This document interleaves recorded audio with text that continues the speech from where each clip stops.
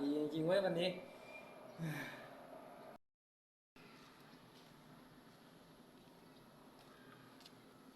ปั่นกลับบ้านเฮ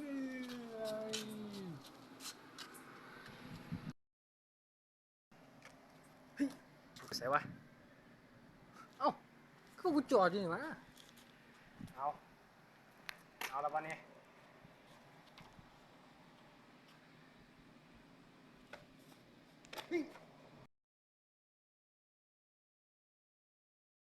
ก็คือเอาเอาเอาเอา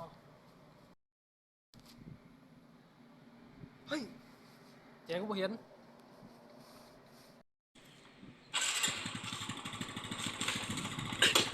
เฮ้ยรถกูใส่วะเอ้าก็กูจอดอยู่นี่วะเอาละวันนี้